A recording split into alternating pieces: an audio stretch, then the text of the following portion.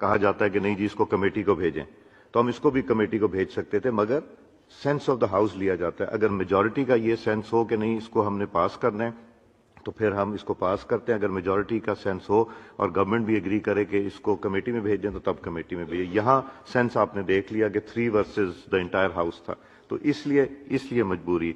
Now I put the motion to the house. It has been moved that the bill to provide for protection, relief and rehabilitation of rights of transgender persons and their welfare and for matters connected therewith and incidental thereto, the Transgender Person Protection Rights Bill 2018 be passed. All those in favor of it may say aye. All those against it may say no. I think ayes have it. Motion is adopted and consequently the bill is passed. Sayyid. अस्सलाम वालेकुम, मैं फारूक खान, आप देख रहे हैं Farooq Khan official. आज बात करेंगे उस बिल की जिसने पूरे मुल्क में तहलका मचा दिया। आखिर वो बिल है क्या जिसे अयाज सादिक साहब ने पास किया। पीएमएलएन की अक्सरियती राय ने, बल्कि मुकम्मल पीएमएलएन ने उसकी हमायत की और वो बिल पास हुआ। उस बिल के अंदर अगर मैं आम लफ्ज़ों में आपको समझाने की कोशिश करूँ तो बज़ाहिर ये दिखाया गया है कि इस बिल में ट्रांसजेंडर्स जो कि ना मर्द हैं ना ख़वातीन हैं, उनके हकूक़ का ख्याल रखा जाए। बहुत अच्छी बात है, आम शहरियों के जैसा उनके साथ ट्रीट होना चाहिए, बहुत अच्छी बात है। लेकिन उस बिल की आड़ में ऐसे क्या मामलात हैं जिससे हलचल मच गई हुई है। बात करते हैं उस बिल के अंदर ऐसी शख्स मौजूद हैं जिसके अंदर ये कहा गया है कि अगर कोई शख्स अपनी मर्ज़ी से अपनी जेंडर चेंज करना चाहे तो वो कर सकता है। अब ये एक ऐसी इजाज़त है जो कि अमेरिका ने भी नहीं दी हुई अपने लोगों को। सबसे एडवांस मुल्क अगर आप कहें, उधर के लोगों को कर कहें, सबसे ब्रॉडबैंड लोग वहाँ के हैं, तो उनके भी कानून में ये चीज़ नहीं है। क्यों? क्योंकि वो अल्लाह ताला की तख्लीक के साथ, अल्लाह ताला की कुदरत के साथ लड़ना नहीं चाहते। लेकिन हमारे ये सियासतदान ख़ुद को इतना ताकतवर समझते हैं कि ये सोचते हैं कि हम नाउज़ बिल्लाह इतने ताकतवर हैं इस दुनिया में कि हम अल्लाह ताला की कुदरत के साथ भी नाउज़ बिल्लाह चैलेंज कर सकते हैं। अब उसके अंदर एक और मज़ीद जो शिक शामिल है कि अगर कोई मर्द चाहे वो मर्द के साथ शादी कर सकता है।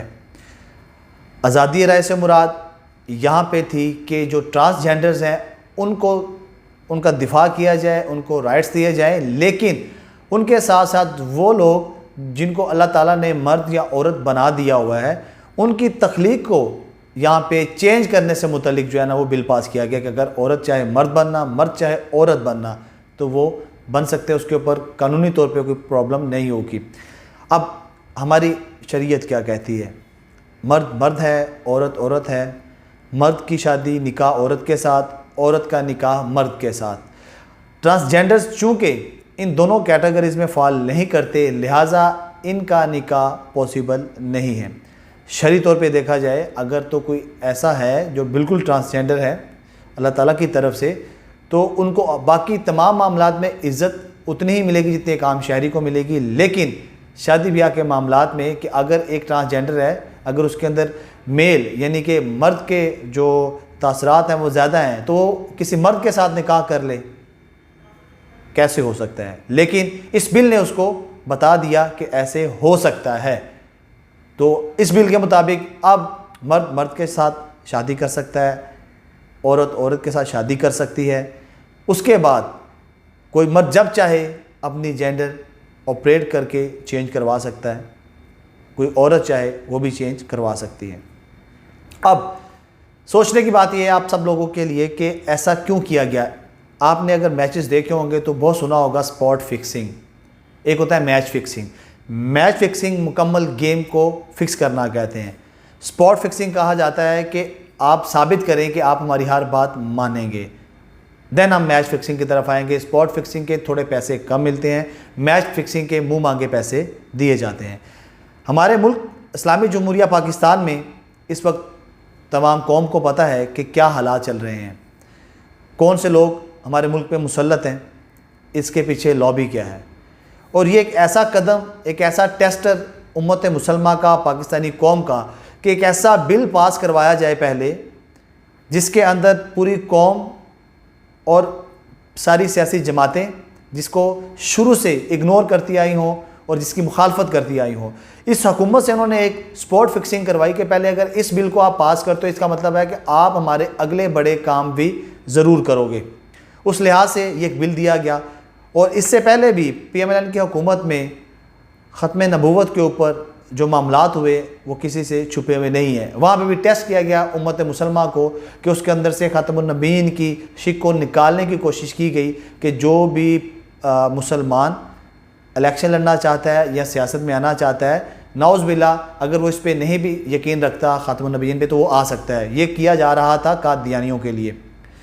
अब एक नया टेस्टर उस वक़्त भी नून लीग पकड़ी गई और फ़ौरन उन्होंने फिर इसके ऊपर अपने एक बंदे को कुर्बानी का बकरा बनाया और फ़ौरन से दोबारा से इसको रिवाइज़ कर दिया। लेकिन एक बार उन्होंने चेक किया स्पॉट फिक्सिंग, इस बार भी यही हुआ। इस बिल को पास करवाने के बाद अवाम का रद्द-ए-अमल आया कि नून लीग बर्दाश्त कर सकती है, गवर्नमेंट बर्दाश्त कर सकती है। अगर वो ये बर्दाश्त कर गई तो इसके बाद इनको इससे बड़ा कारनामा दिया जाएगा करने के लिए। असल में ये स्पॉट फिक्सिंग है, मैच फिक्सिंग बहुत दूर है। मैच फिक्सिंग के लिए उन्हें बहुत ज़्यादा ताकत चाहिए। हमारे मुल्क में अपनी मर्ज़ी के कवानीन बनाना, हमारे मुल्क में हम किससे तिजारत करेंगे, किससे दोस्ती रखेंगे, किससे दुश्मनी रखेंगे, अमेरिका के कहने पर, ये करने के लिए उन्हें पहले स्पॉट फिक्सिंग पर पूरा उतरना पड़ेगा। तो ये स्पॉट फिक्सिंग थी। नाउज़ बिल्ला आने वाले टाइम में अगर अमेरिका या यहूदियों ने ये चाहा कि हम इस्लामी जमहूरिया पाकिस्तान के अंदर से ख़ातमुन नबीयीन की शिक को आगे पीछे करें, तो हो सकता है जैसे नून लीग ने पहले एक स्टेप उठाया था दोबारा फिर उठाए।